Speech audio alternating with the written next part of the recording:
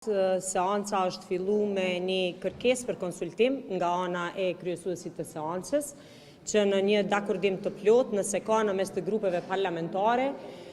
në një shmangje të rregullores ose procedurës të paraparme rregullore, të dakordohemi që të takohemi më rrallë. Për arsye se 48 orëshi, i cili tashmë brenda këtij muaji në vazhdimsi po përsëritet, po shihet se nuk po jep ose nuk e ka atë rezultat përderisa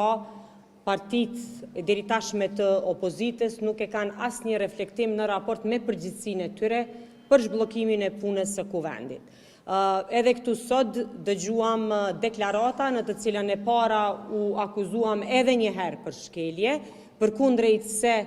ai ishte një propozim me dakordim i cili nuk u mbështet dhe nuk u realizua. Rrjedhimisht nuk ka asgjë që mund të quhet ose të deklarohet si shkelje, përveç se një përpjekje për të kthy paksa në një orar tjetër këto takime, dhe e dyta që asnjë nga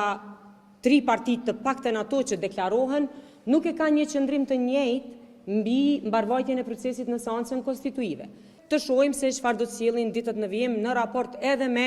interpretimin e gjykatës kushtetuese për procesin e votimit, që tashmë gjykata ka dërguar informaten grupeve dhe deputetëve të kuvendit për lëndën. Ne po vim dhe po votojmë, ata nuk po votojnë. Por në rast se dëshirojnë që të dinë dhe të kenë një konfirmim mbi procesin e votimit, se ai proces është kontestu. Procesi i votimit të fshet, gjithsesi ndryshimi i procedurës së votimit në një seancë është kontestu nga grupi parlamentar i AK-s dhe me mbështetje edhe të nënshkrimeve të deputetëve të LDK-s dhe PDK-s. Prandaj nuk ka ende një interpretim të gjykatës, në rast se janë të barikaduar në ato pozicione dhe nuk e ndjejnë peshën e përgjegjësisë për të marrë pjesë në votim as për procedurë, le të presim atëherë interpretimin e gjykatës kushtetuese, se nuk është që po bëjmë ndonjë hajër që po vim këtu çdo 48 orë, përderisa ata nuk po lëvizin nga pozicioni i tyre i mos votimit. Më duhet ta shtoj këtu edhe elementin e mosbesimit që e kanë në deputetët e vetë, për arsye se në vazhdimsi po e kundërshtojnë votimin me procedurë të fshehtë.